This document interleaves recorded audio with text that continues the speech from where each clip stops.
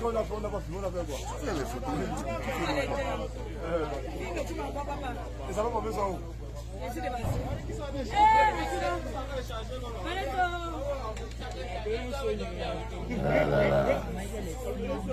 Le pays s'écroule. Mais ça va m'arrêter sur le bras. C'est la mairie de Yaoundé 6e. Voilà. Voilà. Ça va maintenant toucher toutes les chaises. Ça va ramasser toutes les chaises là-bas. Voilà, on a plus de mairie. On ne peut plus rien. Qui ils vont aller là? Ça va brûler ça, tout ça. Comme il y a le caméra dedans là. Non, les voitures sont dehors, non? Ça va brûler tout ça après là. Tout on peut comprendre ça. Comme il y a le caméra, ça va brûler tout. La mairie là-bas.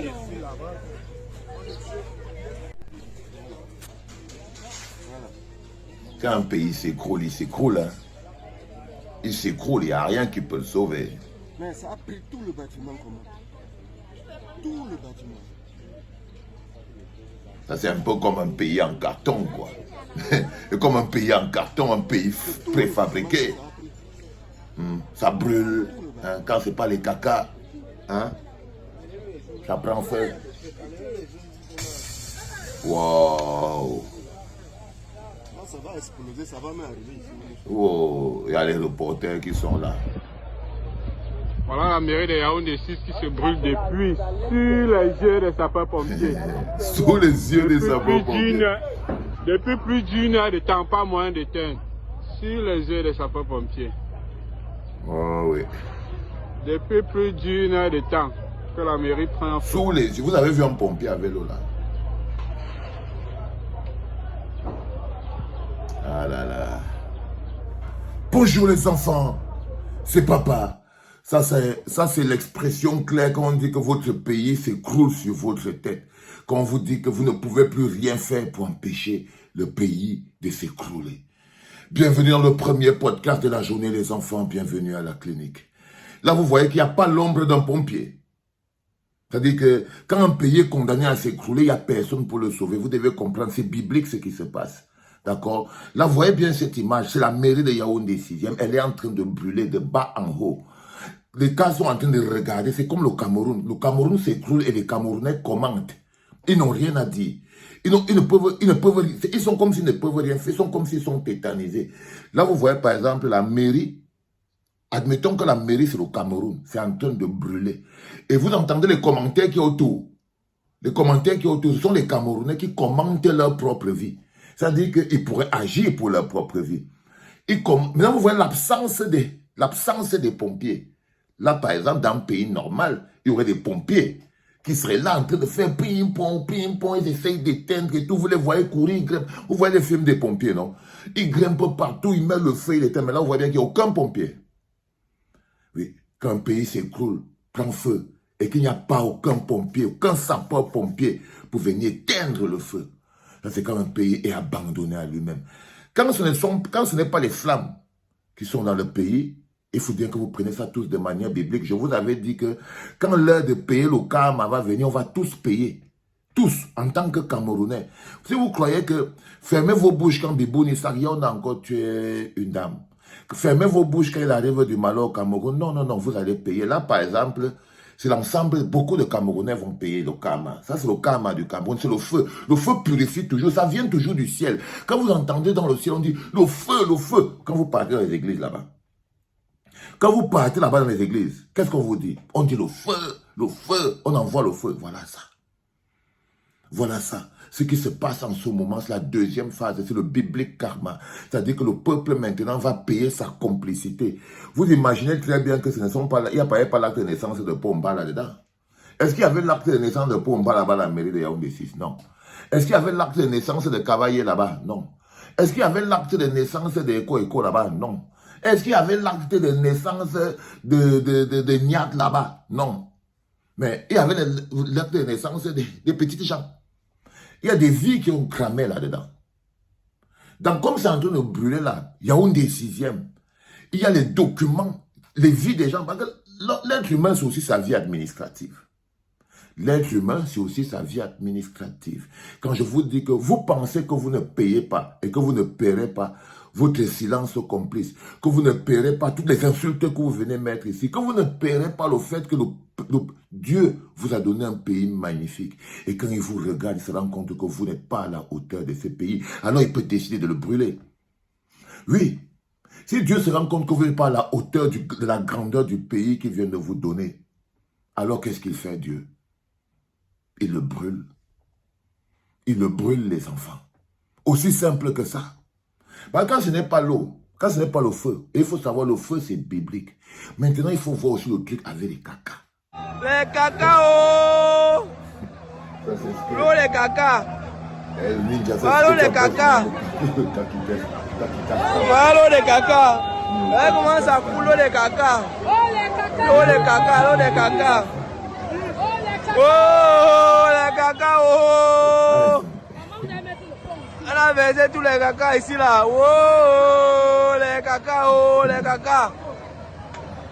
Ninja. Il y a quoi Yaoundé? Ninja. C'est que vous ne faites pas attention les enfants. C'est encore une malédiction, c'est encore doublement biblique ce que j'essaye de vous dire.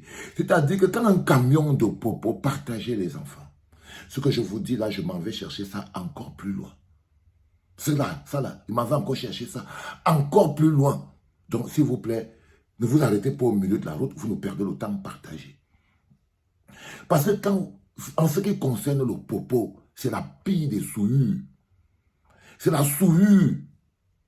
Ce n'est pas seulement le popo, les enfants. Quand vous arrivez dans un contexte où le popo se verse, quand les cacas se versent dans le marché, quand les cacas se versent dans le marché, les enfants, allez chercher ça plus loin. Allez chercher plus loin, ça veut dire que vous avez atteint, il y a quelque chose de malédiction, il y a quelque chose de biblique. Ce n'est pas un hasard. Les popos dans le marché, c'est une parole qui vient du ciel. Ce sont les ancêtres qui parlent, c'est biblique.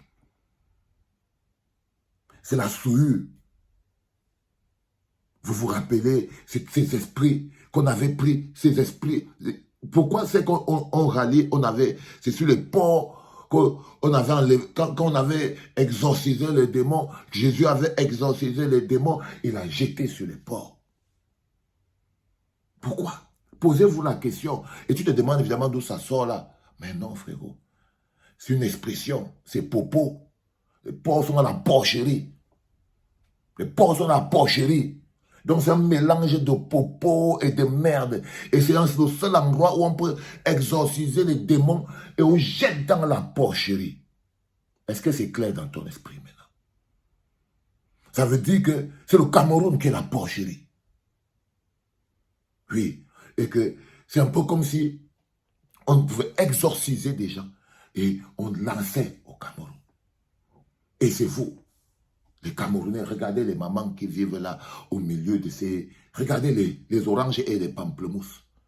Les oranges et les pamplemousses dans la porcherie, dans la popoterie. Regardez ça, c'est le popotier. Ils sont en plein, ils sont en popoterie. C'est ce que Richard Bonaparte appelle souvent le Kakakistan. Parfois, quand Richard Bonaparte, il faut avoir peur du grand frère. Et vous vous en train de vouloir lui manquer respect, vous n'avez pas le droit. Quand il vous dit que vous habitez au Kakakistan, et à quel moment il raconte sa vie? À quel moment il est en train de raconter sa vie? Mais ce que je vais attirer votre attention, c'est que maintenant, c'est au peuple de payer aussi. Oui. C'est à vous aussi de payer. Ne croyez pas que tout ce qui va se passer, là, je vous avais dit que ce karma, il va toucher tout le monde. Vous êtes complice de la destruction du Cameroun. Vous êtes complice de toute cette violence. Vous êtes complice de tout ce qui se passe au Cameroun, vous êtes complices. Même seulement le fait que vous voulez voir vos enfants grandir fait de vous des complices. Vous êtes complices de ce feu, vous êtes complices du fait que le pays s'écroule. En français facile, ça s'appelle le silence complice. En français facile, ça s'appelle le silence complice. Hier, j'ai fait une vidéo sur une dame militante du MRC Madame Zamboué qui a été tuée, la manière la plus horrible possible. On lui a même fait entrer des trucs dans la gorge, ce qui est la preuve qu'il y a eu un moment de torture. Donc on l'avait zogotisé. Ils sont allés zogotiser Madame Zamboué. Et quand on parle que les gars, vous avez zogotisé Madame Zamboué, elle avait fait quoi? Et quelqu'un vient écrire en bas qu'elle avait quel poids politique pour que tu crois que ça... Vous voyez comment les petits mecs du PCRN, ils parlent. Oh, il avait quel poids politique? Même pas le temps de s'arrêter pour d'abord dire que est-ce que c'est normal qu'une maman de plus de 60 ans subisse autant de torture? Non.